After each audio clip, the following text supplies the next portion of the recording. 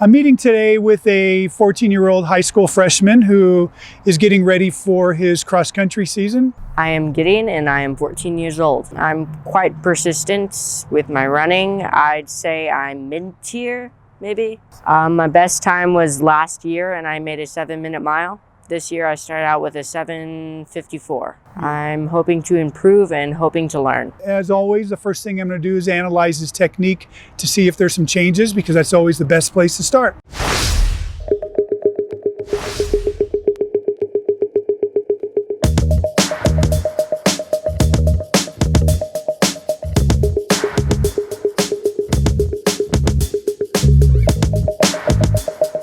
All right, Gideon, so let's check this out.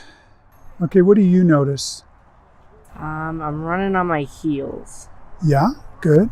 And you know that's a bad? Yeah. Okay. I'm a little stiff with my arms. Yeah. Notice how it's kind of like this? Yeah. Some kind of dinosaur, I'm thinking. Yeah. Yeah. Okay. So overall, let's talk about the good stuff, because there's some good stuff. It looks comfortable, right? Your legs move nice and smooth. You're not doing anything weird with your head. You're not doing anything weird with your body, except maybe those arms, or those hands. And as you mentioned, you're landing on your heels. Do you know what the problem is when you do that? No. You think about it. If it's landing out in front of you, that's really how we slow down. Yeah. Okay. So what we want to do is change the way your foot hits the ground and where it hits the ground. Yeah. What we want is for it to land more underneath your center of gravity. So what you're going to have to do is bend your knee more so that it's not a straight leg. It's just more underneath you and you land more like that initially versus that initially.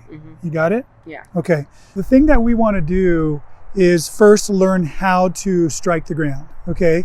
And I like this very simple thing. It's like a 3-step process where we go from just jumping as if you're jumping rope into jogging in place to then actually running in place, okay, or running. So what I want you to do first is just jump up and down as if you were jumping rope. All right, now take that same thing and then turn it into jogging in place.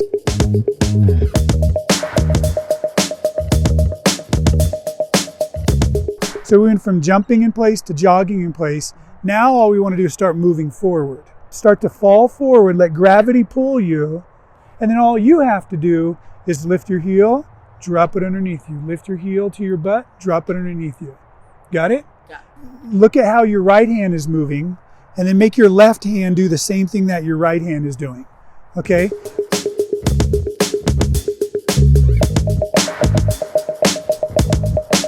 Good. Now fall forward. Perfect. Perfect. Oh yeah, looking good. Left hand. There you go. There you go. There you go. Very good. So one of the things that is sort of a theory is that this is the way we're designed to run, is run like that. Like if you watch any toddler who's running barefoot, they always run on the balls of their feet. And then what happens is we get older and we get shoes, especially running shoes, and they have pads on the heels, and we start running on our heels. The other thing we want to analyze is what does your training program look like, and then also maybe your diet and things like strength training, okay? Now, you're just started your cross-country season, right? Okay, so the challenge that I have there is I can't just change your training because you actually have a team coach that's giving you your training, and the last thing I want to do is be that kind of outside coach that's mucking up the water. So let's assume that your club coach, your team coach knows what they're doing. Okay. So let's then talk about what you're doing outside of training.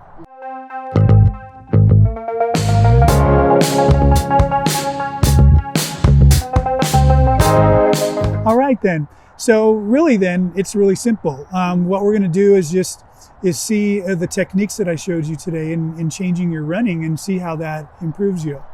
I do want to give you some advice though on that.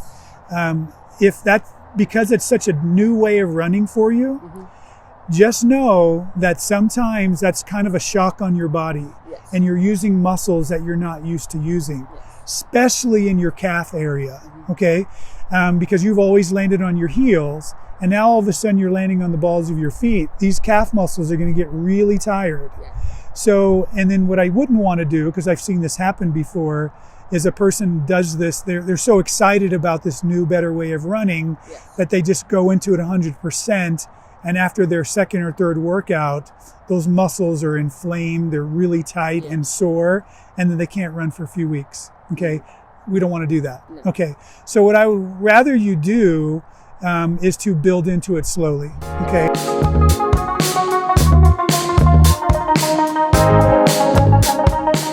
So all we need to do now then is I want to get one more check of you. I want to do, we saw a pre-test, and now that you've changed it, I want to video you running with your new technique so we can evaluate the difference. Awesome. Okay? All right. Perfect, perfect, perfect. Okay, here we go. Look at that difference. Okay, wow. So this is both of you each time landing on your right foot. See, this is a straight leg with your heel in front, so it's a big break. This one here is a bent knee, much more underneath you, and I would say on the front part of your foot. Okay? I learned to run on the front of my feet, maybe mid if I can't do that right now. I learned to not have that T-Rex arm, and I just learned how to be a better runner. I feel like I'm going to be spending less energy on trying to move forward than I was before. I think I'm going to just have a lot more energy at the end and be able to go faster. If you're interested in learning how to run better, I've created a running technique cheat sheet. You can download it in a link that I've provided below. Also, if you'd like to learn how I might be able to coach you either in person or online, you could go to acemethodcoaching.com to learn more, or you could also see that link in the notes below.